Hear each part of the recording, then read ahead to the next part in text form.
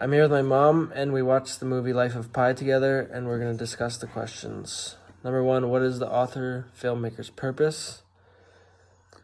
Well, his purpose, I'd say that is that he has to go through a bunch of hard times, and you think that you need to keep pushing? You need to keep pushing and then keep trying to overcome all those challenges that he was faced with. And for number two, discuss how Pi's survival can be seen as physical, emotional, and instinctual. I'd say that the physical part is that it's very physical because he's battling the extreme elements as well as trying to stay alive while living with animals, especially like the tiger. And I thought it was emotional because he was shipwrecked and lost his whole family. And then he's trying to survive all on his own on this small boat. And he's just a very young man. And then the instinctual part is that his instincts thought quickly about like building that raft, and like because he tied it to the boat so he'd get on to escape from the animals. And the way he dealt with the tiger was very instinctual because he'd never had to face a wild animal like that before, so it was like pretty cool of him. And number three, early in the film, Pi states you cannot know the strength of your faith until it's been tested. Discuss Pi's desire to understand more than his own religion, Hinduism, Christianity, and Islam. How does this help him? Do you think this is common to all people in extreme situations? Well, Pi was a very curious little boy and very open-minded. He wanted to learn everything about any kind of religion that he could. And this helped him deal with his struggles by having many gods and to turn to any of them in his time of needs. And I was thinking, in my mind, I don't know if it's normal, because I think that you'd go back to your original religion, because that's, at his age, is the one he knew the longest. But, yeah. Yeah, I don't know. Number four, discuss the role of animals, especially carnivores in the story. How might this be symbolic?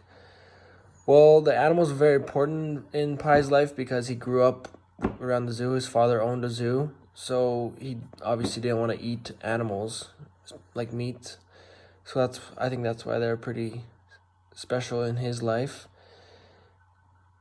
But then on the boat, he had to overcome all that stuff because he had nothing else to eat. There was no vegetarian kind of foods.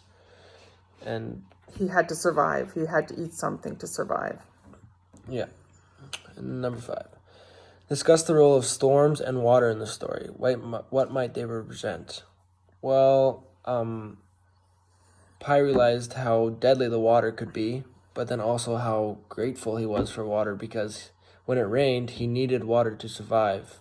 He needed liquid in his body, and he had to find water. So when it rained, it was perfect for him. Even though the storms sometimes brought the rain, and they could kill him, but the rain is what helped him survive. Number six, why does Pi need two stories? Well, I think that because when he was off the water and like in that place, and those investigators were talking to him about the ship, he told them his real story, but they did not believe him at all because animals and all that, it doesn't sound real. And what do you think? And the carnivore island sounded a little unreal. When he made the second story, he made it sound as more real life, but he was just saying as the animals were the people in the ship. Yeah. Number seven, what meaning does the title have? Discuss the rational and irrational in the story. Well, in the story, Pi uses a human-animal aspect to narrate the rational part of his story. And using those animals also makes it kind of irrational because it sounds very hard to believe. Yeah. Because it's hard to believe some of the rest of the story, not just the animals, but even just how he survived.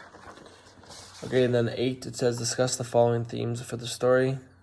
The first theme, the whole of life is an act of letting go. Oh, my computer. Whoops. Sorry for the computer's being dumb.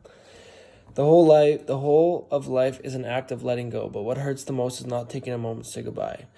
Well, he says the whole thing of letting go is good, but when he randomly lost his whole family on that shipwreck, he didn't get to say goodbye, and it will hurt him till the day he dies as well. And I think too, like when the tiger left and he said he couldn't say goodbye, that affected him in a kind of way too. Yeah. And then the next one is, above all, don't lose hope.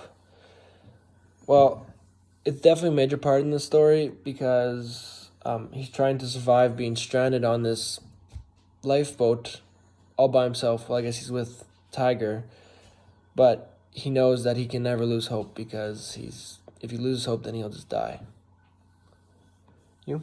Yeah. I think that's, yeah. And then, hunger can change everything you ever thought you knew about yourself. Well, he was a vegetarian. Yeah, and then he didn't want to eat the meat. Hungry. He got so hungry that he had to find some other way to feed himself. So he ate the fish and the meat and everything that he could find. What moment of the film is most memorable? Question number 9. In my opinion, the most memorable part in the story is when he actually trains the tiger and the tiger listens to him and he does everything that he says and is very nice and is great. And I think for me, the memorable part was maybe like when the sun was shining through the clouds, and it's like he had a little bit of an epiphany and thought that God was there to help him, and he was maybe going to survive. So, yeah. Well, that's it. Thanks.